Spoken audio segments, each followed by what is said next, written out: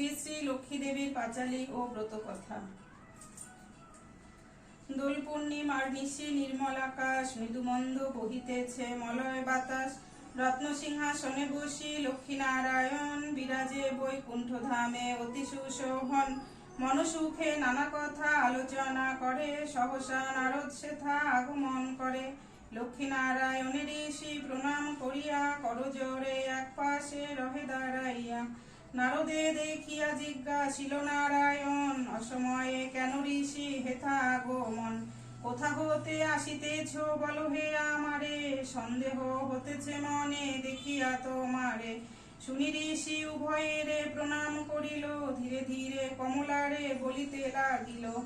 জগৎ জননী তুমি জগতেরও মাতা, সকলে তোমায় বলে তুমি লোক মাতা।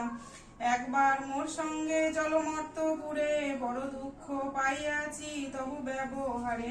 বঞ্চিত হইয়া মাগো তোমার করুণা, মর্তবাসী নরনারী সহিছে লাঞ্ছনা। যেই নারী প্রতিবাক্য পালে সযতনে, তার গৃহে থাকি আমি আনন্দিত মনে।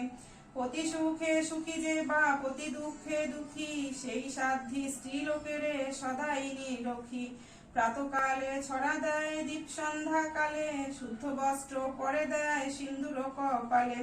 অতিথিরে যেই নারী করয়ে পূজন, সর্বদা তাহারে আমি করি সংরক্ষণ।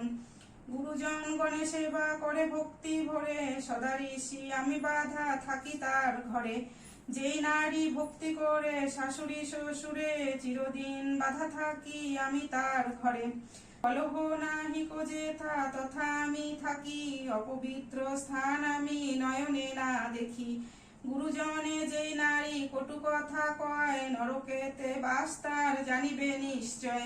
যেই জন মান্য করে সর্বদা আমারে, তুষ্ট হয়ে তার প্রতি থাকি তার ঘরে।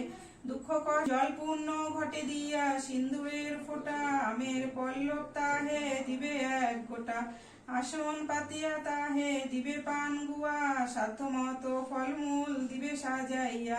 ধূপ দীপ দিবে জালি পূজার স্থানেতে, শুনিবে ব্রতের কথা দুর্বালয়ে হাতে। মনে মনে লক্ষ্মী মূর্তি করিবে চিন্তন, সে সময় অন্যদিকে দিবে না কো মন। কথা শেষে ও গণে দিবে উলুধ্বনি,